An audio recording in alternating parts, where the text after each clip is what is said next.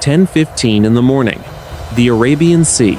Scalpel One, a B-52 Stratofortress, banked slowly over the dark water. This was not a standard patrol.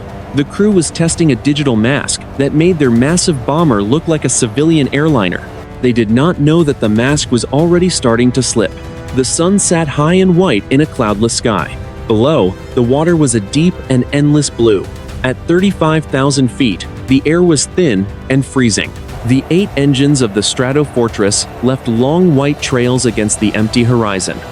These contrails were the only physical proof of their presence. On a radar screen, they were supposed to be invisible. They were broadcasting the electronic signature of a Boeing 777. It was a masterpiece of deception designed to hide a strategic asset in plain sight. Inside the cockpit, the atmosphere was professional and calm. The world was a cramped space of green light and humming cooling fans. Captain Miller sat in the left seat. He adjusted his oxygen mask and checked his altitude. Beside him, the co-pilot monitored the fuel state. They had been airborne for 6 hours. The mission was simple. They were to fly a specific track near the coast of Iran to see if their spoofing system could fool modern air defenses. 6 decks below the main cockpit, the electronic warfare officer watched a specialized display. His name was Lieutenant Reed. He was the architect of the digital disguise. He monitored the outgoing signals that mimicked a commercial flight from Dubai. To any observer, Scalpel One had the correct transponder code and the correct speed for a heavy cargo plane. Reed felt confident. The system was performing exactly as it had in the simulators. 80 miles to the north, a different set of eyes watched the sky. The Iranian air defense site near Jask was a cluster of radar trailers and missile launchers hidden in the dry hills. Major Reza sat in a darkened command van. He was a career officer with 15 years of experience. He watched the civilian contact on his primary search radar. Something felt wrong. The speed was correct. The altitude was steady at 35,000 feet. But the radar return had a strange, rhythmic flicker. Major Reza leaned closer to his screen. He was a man who trusted his instincts over his instruments. To the automated systems, the contact was a routine commercial flight. To Reza, the signal looked too perfect. It was as if the aircraft was trying too hard to appear normal. He did not sound the alarm yet. He did not alert his superiors in Tehran. He simply watched the small green icon move across his grid. He waited for the ghost to reveal its true shape. Back inside Scalpel One, Lieutenant Reed saw the first sweep of energy from the coast. He saw the search radar from Jask touch his sensors. He adjusted a dial on his console to compensate. Reed spoke into his headset. "Pilot, we are being scanned by a long-range search radar. Sector 340. It is the Jask site," Captain Miller responded. "Copy that. Are we still showing the civilian profile?" Reed checked his monitors. "Confirm. We are a Boeing 777 to them. The mask is holding." The bomber continued its long, slow turn. It was moving deeper into the contested waters. The crew was playing a high-stakes game of hide-and-seek. They wanted to see how close they could get before the Iranian military noticed the wolf in the sheep's clothing. The morning was still quiet. It would not stay that way. 1:26 in the afternoon, the Jask Air Defense Command Center. Major Reza did not believe in ghosts. He stared at the screen, where the civilian icon moved with mathematical precision. The transponder said it was a cargo flight. The flight plan said it was on its way to the Maldives. But the radar return was too sharp for a wide-body jet. It lacked the soft edges of a commercial aircraft. It looked like a military airframe compressed into a small digital box. Reza spoke to his radar technician. "Increase the pulse repetition frequency. I want a high-resolution sweep on Sector 340. The technician hesitated. "Sir, that is a military scan. If it is a civilian flight, their cockpit will not notice. But if it is a hostile, they will know we are looking." Reza did not blink. "Proceed." The radar dish on the coast shifted its rhythm. It sent out a concentrated beam of energy. This was not a search sweep. It was a probe. It was the electronic equivalent of a soldier tapping a stranger on the shoulder to see if they were wearing armor. 100 miles away, the atmosphere inside Scalpel One changed instantly. A high-pitched warble filled the flight deck. It was the sound of a threat receiver detecting a direct scan. The calm of the routine mission evaporated. Lieutenant Reed leaned into his console. "Pilot, we have an active probe, high pulse repetition frequency. They are looking right through the digital mask." Captain Miller looked at his instruments. The green light was now flashing yellow. "Can you reinforce the signature?" Reed shook his head. "Negative. They are using a frequency that bypasses the spoofing software. They know something is wrong. They are trying to resolve our actual size." The bomber was no longer invisible. It was a dark shape in a room where someone had just turned on a flashlight. The crew felt the weight of their 8 engines and their 70-meter wingspan. They were a massive target. The Iranian technician watched his screen. The civilian icon flickered. For a fraction of a second, the box disappeared. In its place, the system displayed a massive radar cross-section. It was the size of a house. The technician gasped. "Major, the signal just spiked. That is not a Boeing 777. Reza stood up. He felt a chill despite the heat in the van. "Classify the target." The technician typed quickly. The computer compared the signature to a library of known threats. A red box appeared around the contact. The word appeared in English on the Iranian screen. Stratofortress, 1:35 in the afternoon. Major Reza picked up the red telephone. This was no longer a local matter. He was now looking at a nuclear-capable bomber flying on the edge of Iranian airspace. Reza spoke into the phone. "Command. This is Jask. We have a confirmed intruder. Request permission to activate fire control systems." A heavy silence followed. On the other side of the link, a general in Tehran was being briefed. Inside the B-52, the yellow lights turned red. A new sound began. It was a steady, rhythmic pulse. It was the sound of a missile battery beginning to track their specific coordinates. Captain Miller gripped the yoke.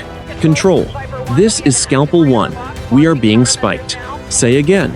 "We are being spiked by a surface-to-air site." The radio crackled with static. The response from the carrier was distant and distorted. "Scalpel One. Be advised. You are authorized to defend. Do not cross the line." Miller looked at the horizon. The line was only 12 miles away. The radar on the coast was no longer just watching.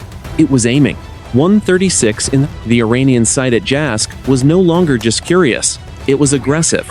The bomber was now being painted by multiple sources. A second radar site, further up the coast, had joined the hunt. The cockpit of the B-52 was a symphony of warnings.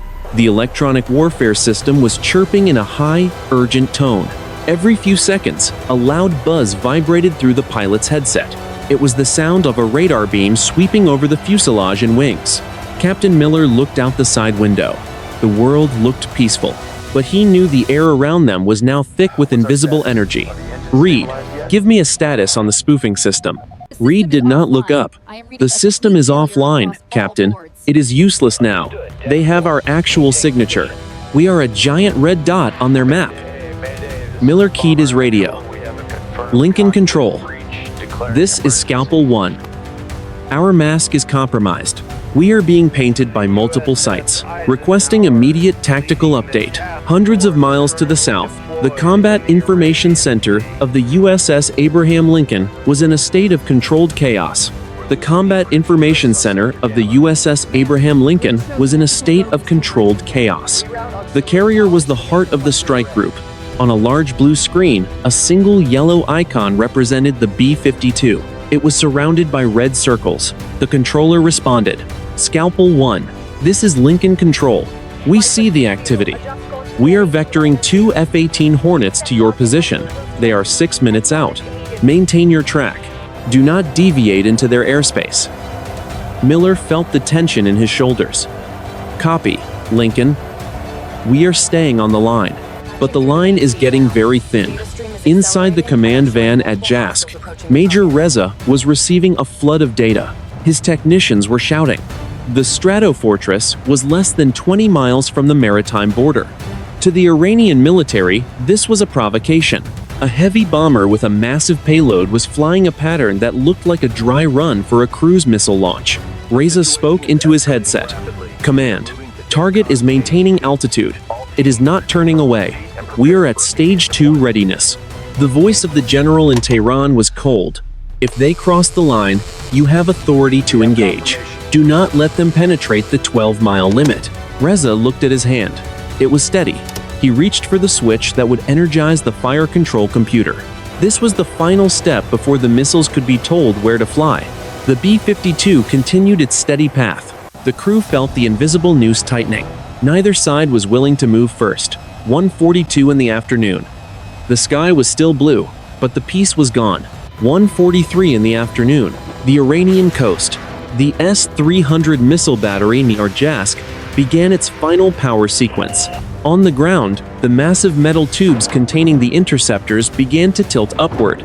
Hydraulic fluid hissed through the lines. The heavy launchers groaned as they aimed at a specific point in the empty blue sky. This was no longer a simulation. The crew on the ground was preparing for a live engagement. Major Reza watched the elevation display. The missiles were now slave to the fire control radar. He looked at his watch. The American bomber was less than 15 miles from the border. It was moving at 450 knots. Reza spoke to his battery commander. "The rails are powered. Confirm target lock." The commander responded. "Target is locked. Fire control is active. We are ready to launch on your command." Inside the cockpit of Scalpel One, the warning system changed its tone. The rhythmic pulsing sound became a single, high-pitched scream. This was the most dangerous sound a pilot could hear. It was the indication of a continuous wave lock. It meant that a missile was now looking directly at them. Captain Miller felt a surge of adrenaline. "Reed, that is a solid lock. They are in terminal guidance mode." Lieutenant Reed was working frantically. "Confirm. We are being painted by a fire control radar. It is high intensity. They are ready to fire." Miller grabbed the radio. "Link in control. Scalpel One is under a solid fire control lock." "Say again." "We are spiked and locked. We are starting defensive maneuvers." The response from the carrier was immediate. "Scalpel One, this is Lincoln. We have eyes on the battery. Our Hornets are 4 minutes out. They are pushing to supersonic. Do not cross the line." The B-52 began a heavy, banking turn to the south. It was a slow process for such a large aircraft. The wings dipped, and the 8 engines roared as Miller applied full power. He was trying to put as much distance as possible between the bomber and the coast, but the lock did not break. The Iranian radar followed them through the turn with predatory precision. 500 miles away, in the National Military Command Center in Washington, the situation appeared on a wall of screens. It was 9:47 in the morning in the Capitol. General officers stood behind the desks of the analysts. They watched the 2 icons on the map.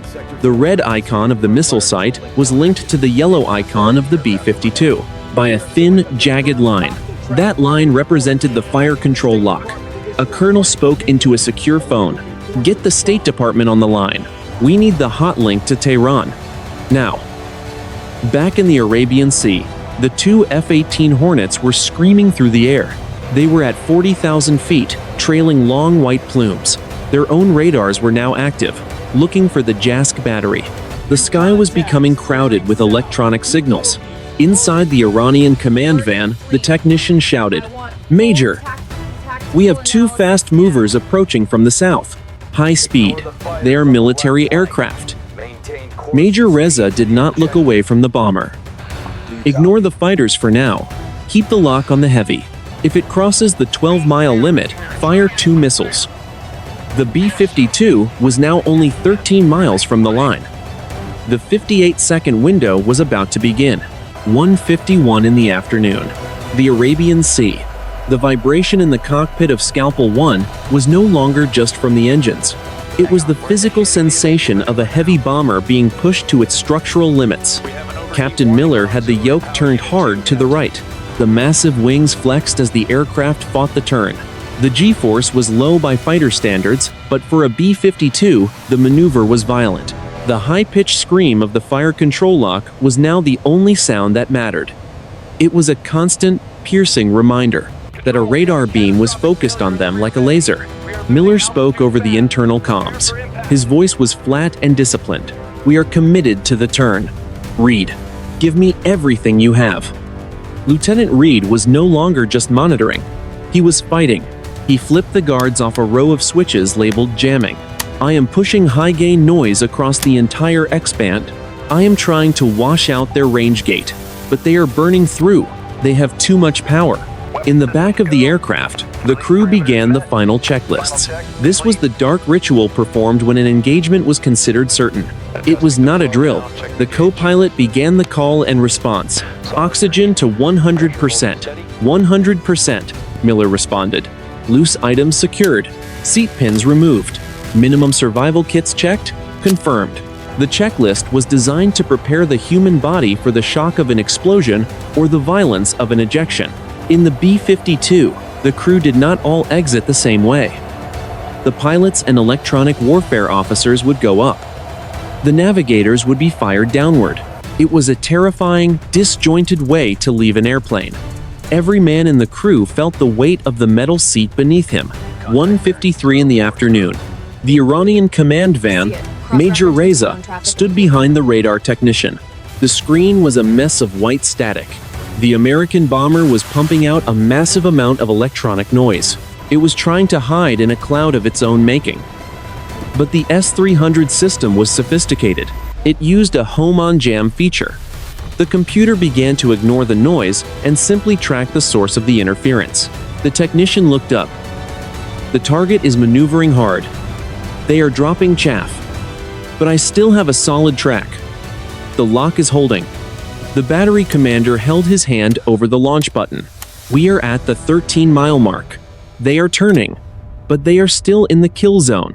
Reza looked at the second display. The two American Hornets were now less than 40 miles away. They were flying at Mach 1.2. In less than 2 minutes, those fighters would be within range to fire their own missiles at the Jask site.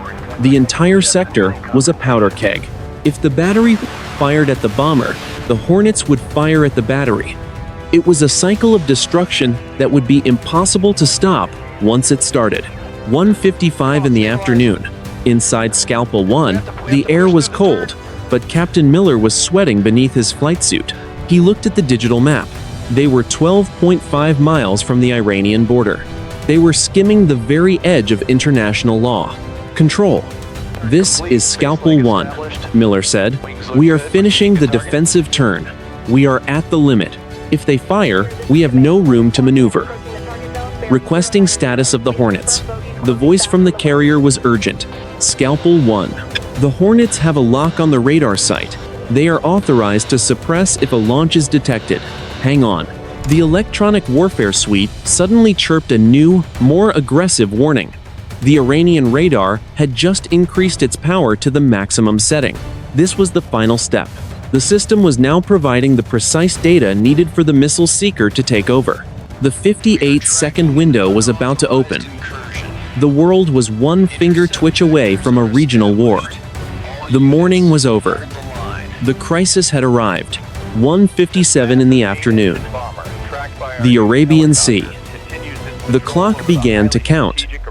58 seconds. The fire control lock was no longer a pulse. It was a solid wall of energy. Inside the cockpit of Scalpel One, the warning system transitioned into a continuous, high-pitched scream. It was the sound of a missile battery that had finished its calculations. The S-300 system was ready to fire. 1:57 and 10 seconds. Captain Miller fought the heavy controls. The B-52 was at a 60-degree bank. The airframe groaned. Metal skin rippled under the stress. "Reed. Status." Lieutenant Reed spoke through gritted teeth. "Lock is solid. No break. They are ignoring the chaff. They are ignoring the noise. We are dead on." 1:57 and 20 seconds. 50 miles away, the leader of the Hornet flight keyed his radio. "Lincoln. This is Guardian 1. I have a solid track on the Jask radar. I am 3 seconds from a Magnum launch. If they fire, I am taking that site off the map." The controller on the carrier responded immediately. "Guardian 1. Hold. Do not fire unless a launch is confirmed.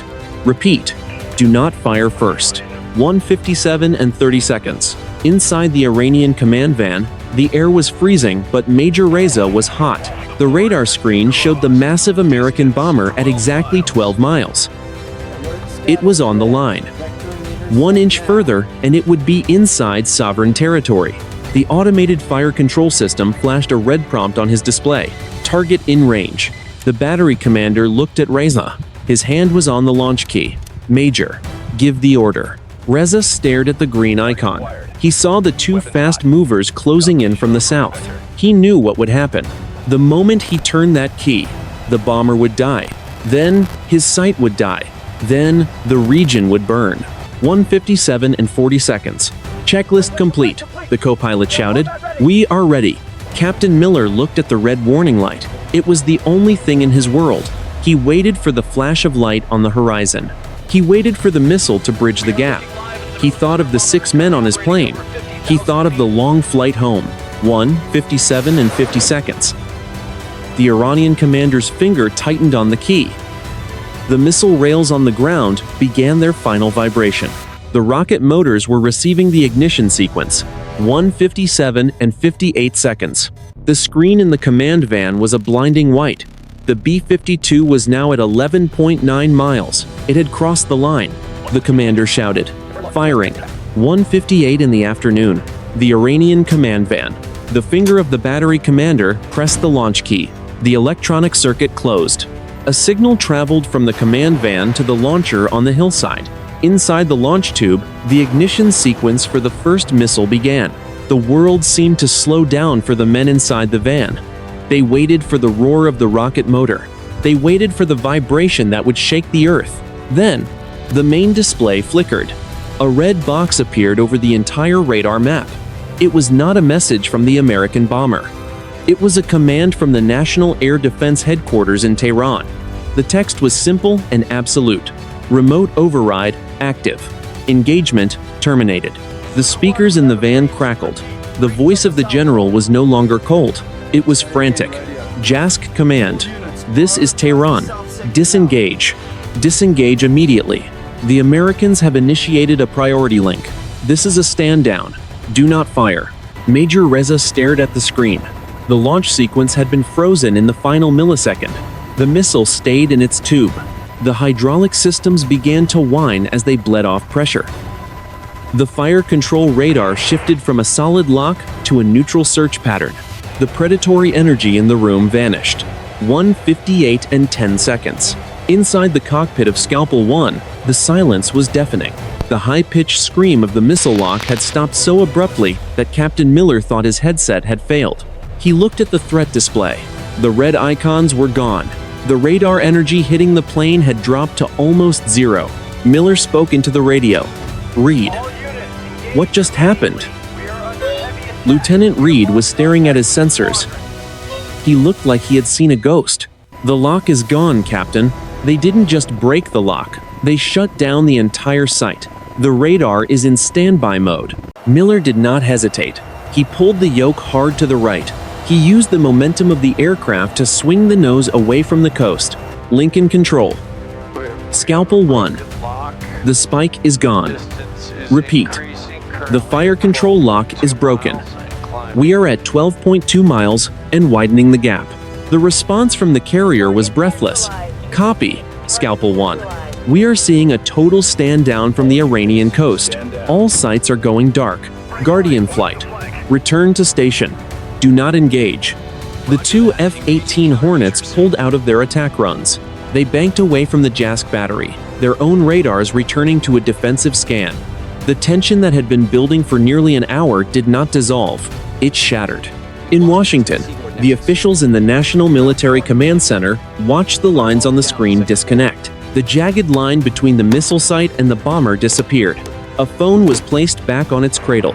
The hot link between the two nations had worked, but only by a margin of seconds. Back in the command van, Major Reza sat down. His legs felt heavy. He looked at the technician, who was shaking. The technician reached out and wiped a layer of frost from the radar console. Reza spoke quietly. They knew. Someone in Tehran knew how close we were.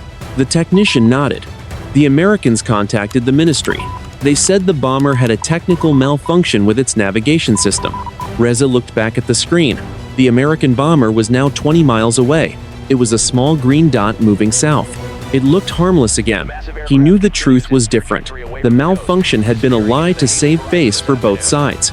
The technical bypass had failed, and the humans had been forced to step in before the machines started a war. The sky was empty again, but the air felt different. The invisible lines had been drawn and crossed. 1:59 in the afternoon. The Arabian Sea. The cockpit of Scalpel One was silent. The only sound was the steady hum of the 8 engines and the rushing of air over the canopy. Captain Miller slowly released his grip on the yoke. His flight gloves were soaked with sweat. He looked at his hands. They were shaking. The adrenaline that had sustained him for the last hour was beginning to fade. It left behind a hollow, heavy feeling in his chest. "Reed," Miller said. His voice was raspy. "Is the threat receiver still quiet?" Lieutenant Reed looked at his displays. They were clean. The aggressive spikes of radar energy had been replaced by the background noise of the ocean. "Confirmed, Captain. The Jask site is completely passive. It is as if they pulled the plug on the entire facility." Miller keyed the radio. "Lincoln Control. Scalpel One is leveled at 35,000 feet. We are on a heading of 180. Requesting permission to return to the carrier operating area for refueling." The controller on the USS Abraham Lincoln sounded different now. The tension had been replaced by a professional, measured tone. "Scalpel One, you are cleared to the tanker track. Be advised, the diplomatic channels are reporting a navigation malfunction on your part. You are to maintain that narrative in all logs. Do you copy?" Miller looked at the co-pilot. They both knew the truth. There had been no navigation error. They had been exactly where they were ordered to be. The malfunction was a lie, crafted in a basement in Washington. It was a golden bridge offered to the Iranians. It allowed them to stand down without appearing weak. It allowed the Americans to withdraw without admitting to a failed electronic test. "Copy, Lincoln," Miller replied. "Navigation malfunction noted. We are proceeding to the tanker. 2:05 in the afternoon. The Iranian coast. Inside the command van, Major Reza watched the yellow icon of the bomber move further south. It was now 40 miles away. The technician was still staring at the launch console. The red override light was still glowing. It was a reminder that someone else had taken control of their destiny. Reza stepped out of the van. The heat of the desert hit him like a physical blow. He looked up at the sky. He could not see the American bomber, but he could see the faint, white line of its contrails. It was a scar across the blue. His battery commander joined him. The man looked pale. "Major, why did the ministry stop us?" They were inside the line. Reza pulled a pack of cigarettes from his pocket. He lit one and exhaled slowly. "Because the Americans called the general. They told him their instruments were broken. They apologized." The commander scoffed. "You believe that? Their instruments are the best in the world." Reza looked at the man. "It does not matter what I believe." The general accepted the apology because the alternative was a war that neither of us is ready to fight. They gave us a way out. We took it. The battery commander looked at the missile launchers. They were returning to their horizontal positions. The metal was cooling in the afternoon sun. "We were 58 seconds from history, Major." Reza shook his head. "No. We were 58 seconds from a disaster. Go inside. Secure the site. We are moving to a secondary location tonight. 2:10 in the afternoon." High above the water, the 2 F-18 Hornets pulled alongside the B-52. The fighter pilots looked across the gap at the massive bomber. The lead pilot gave a thumbs up. It was a silent acknowledgement of the narrow escape. The 3 aircraft moved south together. The crisis was over. The reassessment was just beginning. 2:15 in the afternoon, the Arabian Sea. The B-52 moved through the clear air with a heavy, rhythmic grace. To the south, The massive silhouette of a KC-135 tanker appeared against the horizon. For the crew of Scalpel One, the sight was a welcome transition back to the world of routine operations. The tension of the last hour was being replaced by the physical requirements of the mission. They needed fuel. They needed a debrief. They needed to be on the ground. Captain Miller watched the tanker grow in his windscreen. Maintaining course. Co-pilot, you have the aircraft. I am going to run the post-engagement diagnostic with Reed. I have the aircraft, the co-pilot responded. Miller leaned back and rubbed his eyes. The adrenaline crash was making his head throb. He switched his intercom to the lower deck. Reed, talk to me. Why did the mask fail? Lieutenant Reed's voice was weary. He had been staring at lines of code and signal logs for 20 minutes. It was the Jask site, Captain. They are using a modified software patch on their S-300 radar. It is a dual pulse frequency. Our system was expecting a single stream scan. When the second pulse hit us, the spoofing software tried to compensate for a signal that was not there. It created a resonance. To the Iranians, we did not just look like a B-52. We looked like a pulsating beacon. Miller stared at the instrument panel. So the very thing that was supposed to hide us made us a target. Essentially, Reed said, it was a technical mismatch. We were testing a shield against a sword we did not fully understand. If they had fired, we would have been trying to jam a signal that we were technically amplifying. 4 o'clock in the afternoon. The USS Abraham Lincoln. The 2 Hornets had already trapped on the carrier deck. The pilots were in a secure debriefing room, still wearing their G-suits. They were being questioned by a panel of intelligence officers. On a digital table in the center of the room, the flight data was being replayed. The jagged lines of the fire control lock were highlighted in red. One of the analysts looked up from his tablet. The Iranian response was faster than our models predicted. They did not wait for a command from Tehran to begin the lock sequence. The local commander took the initiative the moment he saw through the mask. The Major at Jask, a commander noted. He is known to us. He is disciplined. He did not fire until the bomber touched the 12-mile limit. He played it exactly by the book. The intelligence officer nodded. And that is the problem. Both sides played by the book. The books are written for a war that neither side wants to start. If the hotlink had been delayed by 10 more seconds, the S-300 would have been in the air. The Hornets would have retaliated. By now, the entire coast would be an active combat zone. In the back of the room, a senior strategist watched the replay in silence. He saw the icons dance on the edge of the line. He saw the moment of the override. He knew that the navigation error story was already being transmitted to every major news outlet in the world. The public would hear about a minor border friction caused by a GPS glitch. They would never know about the 58 seconds where the oxygen in the room disappeared. Inside Scalpel One, the refueling was complete. The bomber disconnected from the tanker and turned toward its long-range recovery point. The sun was beginning to set, casting long, orange shadows across the cockpit. Captain Miller looked at the clock. It had been less than 4 hours since they first felt the radar sweep from Jask.